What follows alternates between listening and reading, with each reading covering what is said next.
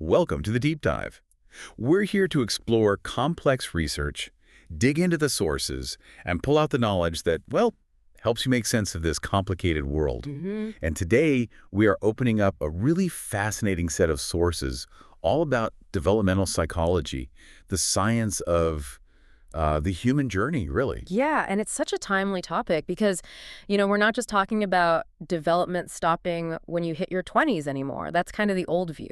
Right. This field and, the sources we're looking at, like this fantastic guide to lifelong development, it's really become a crucial source of wisdom. It gives you a kind of playbook for navigating, well, everything from raising kids to figuring out your own path later in life. Okay, let's jump right into that because I think the first really big insight is right there in how the field itself changed its name, isn't it? Yeah. Historically, it was all about child psychology. That's exactly right. Yeah. Developmental psychology, the term itself, covering the entire lifespan, only really took hold around, the 1950s, maybe a bit later. Wow, that recent. Yeah, relatively speaking. I mean, think about it. When the average person maybe lived to 50, maybe 60 if they were lucky.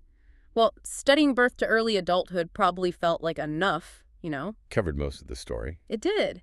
But then we had these huge leaps in longevity. Suddenly you've got millions of people living well into their 80s, 90s, leading complex, active lives. So the science basically had to run to catch up. The whole story needed rewriting. It couldn't just end at age 20. Precisely. Yeah. We had to shift from just studying the child to studying the entire lifespan. I mean, literally from conception, the fetal stage, right through to the very end of life. And that wider lens, it must force us to rethink what growth even means in adulthood, right? Absolutely. It forces a reevaluation. And that's really our goal today, isn't it? To pull out maybe 2 or 3 core ideas from these sources that help reframe how you, the listener, understand your own growth and maybe the growth of people you care about. Okay, so where do we begin? What's the first big shift in thinking?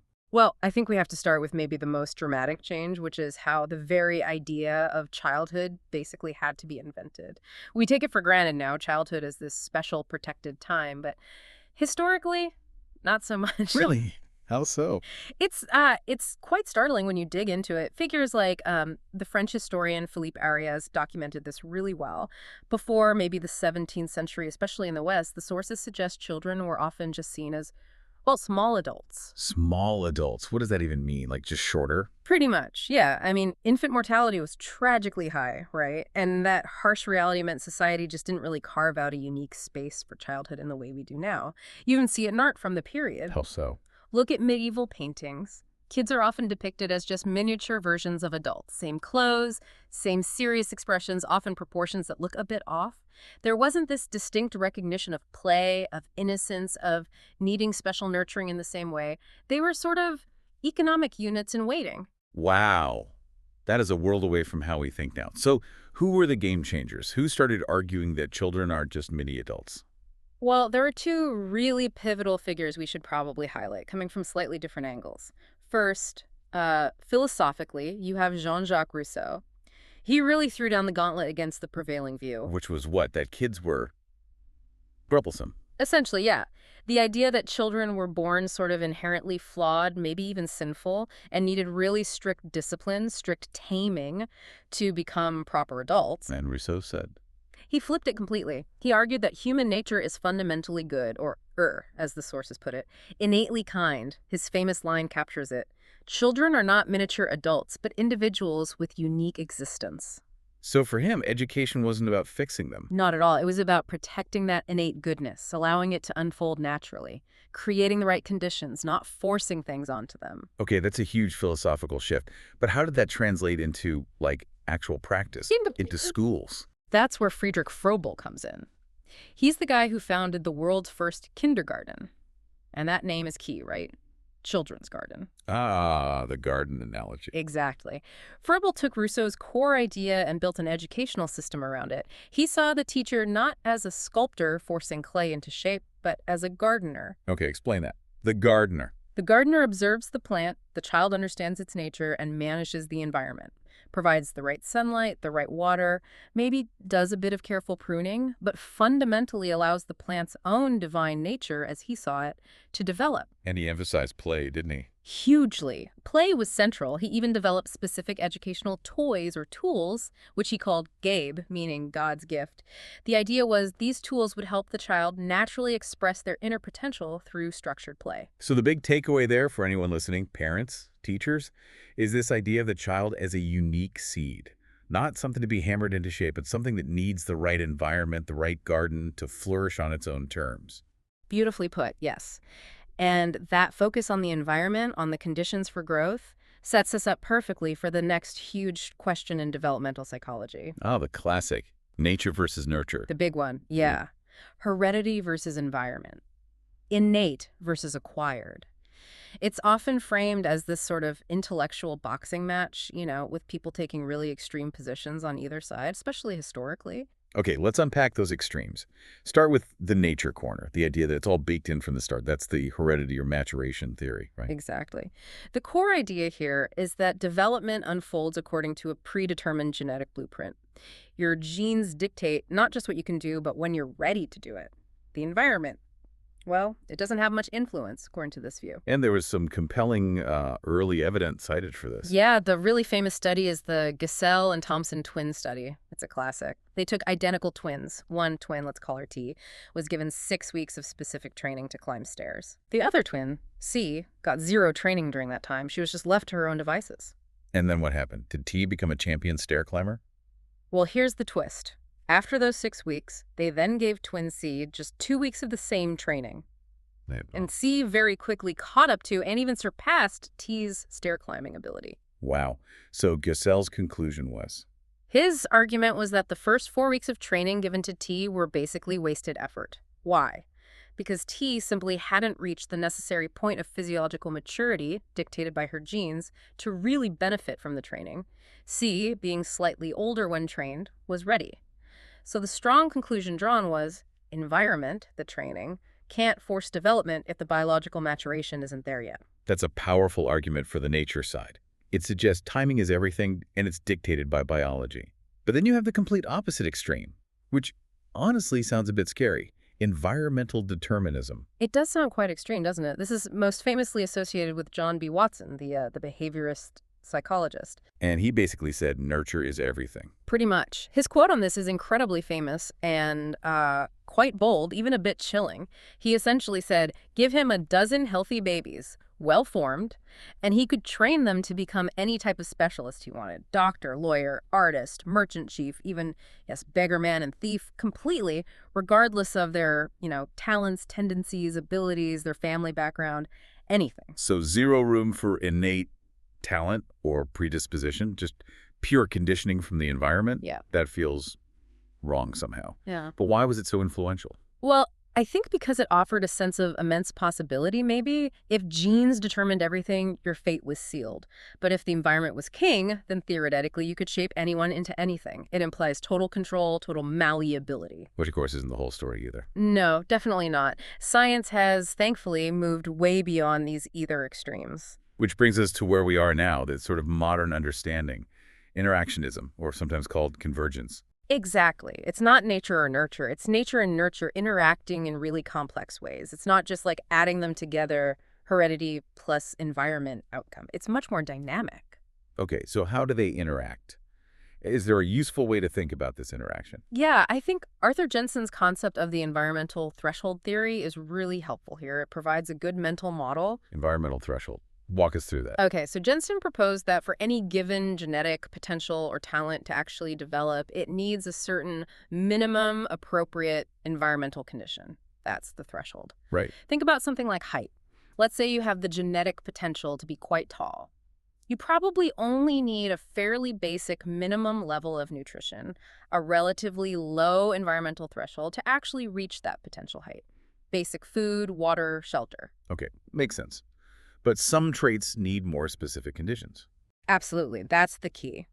For highly specialized abilities, think perfect musical pitch, or maybe that really high sensitivity to sounds you need to easily learn a foreign language with a native accent. The environmental threshold is much higher. Meaning you need much more specific, high quality, probably continuous environmental input, often quite early in life, to unlock that genetic potential. Just basic conditions aren't enough. You need the specific music lessons, the immersion in the language, etc. Okay, so the takeaway isn't just both matter. It's that the type and quality of the environment needed depends on the specific genetic potential you're trying to nurture. A high potential might need a high-quality environment. Exactly. If you have, say, a child with a potential gift for something highly specialized, you can't just rely on average conditions. You need to actively seek out and provide that high-threshold environment for that gift to really blossom. It connects back to Froebel's gardener, doesn't it? It does. The gardener needs to know what kind of soil and sunlight this specific plant needs. You're managing the conditions to meet those specific genetic thresholds. Precisely. Okay, so we've established that childhood is this unique constructed phase, and development happens through this intricate dance between our genes and our environment, requiring the right conditions, the right thresholds. But what about the rest of the story? If development doesn't just stop at 20, how should we think about growth and, dare I say, success in the decades that follow? Ah, yes. This brings us to what I think is maybe the most empowering and relevant insight for many listeners, especially if you're, well, past your physical prime, let's say.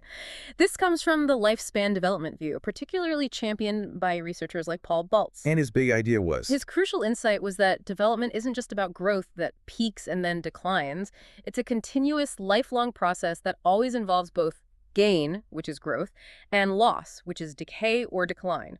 Both happen simultaneously throughout life. Okay, traditionally, I think we focus way more on the loss part as we get older, right? Yeah. We notice our memory isn't quite as sharp, we can't run as fast. That physical decline feels very real. It is real, absolutely. And it can feel discouraging if our only measure of success is based on, the physical peak around age 20 or 25. Our processing speed, our fluid intelligence, as psychologists call it, that ability to quickly handle new information, that does tend to decline slowly. That's the loss part. But Bolden said there's a gain side too, even later in life. Exactly. That's the critical reframe. While some things decline, other things continue to grow and improve. Think about life wisdom, complex problem-solving skills based on experience, emotional regulation, social understanding. These things often get better with age. That sounds like what psychologists call crystallized intelligence. Precisely. Crystallized intelligence, that's the knowledge, the skills, the vocabulary, the practical wisdom you accumulate through life and education. That generally keeps increasing well into middle and even older adulthood. So the lifespan perspective says, okay, accept the losses, but also recognize and value the ongoing gains. It's a trade-off. It's a constant negotiation between gain and loss. You trade, perhaps, the raw speed of youth for the accumulated wisdom and expertise of later years. And understanding that this is the normal pattern of development is really key to navigating the long life era successfully. And part of navigating that successfully means handling the specific challenges that come up at different life stages, right? This sounds like Erikson's territory. Absolutely. Erikson's 8 stages of psychosocial development provide a really useful map for this. He outlined these core developmental tasks or crises that we face at different points in our lives. And successfully resolving each one helps us move forward. Yes. These aren't just abstract ideas. They're about fundamental emotional and psychological growth. Achieving what he called healthy self-development really depends on successfully navigating the core conflict of each stage. Like in infancy, it's about establishing trust versus mistrust. If you achieve trust, that sets a foundation. Exactly. A foundation of basic security and optimism. And that foundation then helps you tackle the next stage, like identity versus role confusion during adolescence, finding a stable sense of self. If you don't successfully navigate an earlier stage, it makes the later ones much, much harder. That's like building blocks. You need the lower ones to be solid. Perfectly put, yeah. Each stage builds on the last. And this idea of successfully navigating challenges leads us very nicely into the final piece of wisdom we wanted to share, which is about how we manage control as we age. It's really powerful stuff. Okay, tell us about that. Control. This comes from the work of German psychologist Jochen Heckhausen looking at primary and secondary control. As we get older, we inevitably face situations we simply can't change through direct action. Maybe it's a chronic health issue, the loss of a loved one, maybe career paths closing off. Things where just trying harder doesn't work anymore. Exactly. Our default mode, especially when we're younger, is often primary control. That means trying to change the external world to fit our goals. We push for the promotion, we fight the illness directly, we try to change the circumstances. Makes sense. That's how we achieve things. It is. But what happens when primary control fails? When you can't change the external situation, no matter how hard you push, that's where secondary control becomes absolutely vital for well-being. Okay, so what is secondary control? Secondary control is about changing ourselves, our internal world. It's about adjusting our goals, our expectations, our interpretations, our values to adapt to the reality we can't change. Can you give an example? Sure, think about, say, an athlete who suffers a career-ending injury. Primary control would be endless rehab, trying desperately to get back to peak performance. Secondary control might involve accepting the physical limitation and shifting their goals, maybe becoming a coach, finding fulfillment in mentoring younger athletes, redefining what success in sports means for them now. They change their internal landscape, not the external reality of the injury. So it's about adapting internally when external change is impossible. Precisely. It's about finding ways to maintain a sense of purpose, efficacy, and well-being by adjusting your inner world, your goals, your focus, what you value. The wisdom, then, is finding the right balance between the two, knowing when to push and when to adapt. That's the heart of it. It's not about just giving up, which is different from secondary control. It's about strategically shifting your approach. The real challenge, and maybe the ultimate application of all this developmental knowledge for you listening as you navigate your own life seasons, is cultivating the wisdom to know when is it right to exert primary control, to really push to change the world, and when is it time to employ secondary control, to adjust your own sails, accept reality, and find a different path to maintain that sense of life, integrity, and, well, continued success. That's a profound challenge. We've covered so much ground today, from realizing childhood itself is a relatively new concept to the complex dance of nature and nurture, and now this lifelong balancing act between gain, loss, and control. Let's try and boil it down. What are the absolute key takeaways? Okay, if I had to pick two core pieces of wisdom from our dive today, first, it would be embracing that lifespan perspective. Development is always a negotiation between gain and loss. Don't just focus on decline. Actively look for, cultivate, and celebrate the ongoing gains, the wisdom, the skills, the crystallized intelligence that accumulates throughout life. Right. Value the wisdom as much as the youthful energy. And the second takeaway. Second, understand that the interplay between your nature and your environment means your potential isn't rigidly fixed, but it does need activation.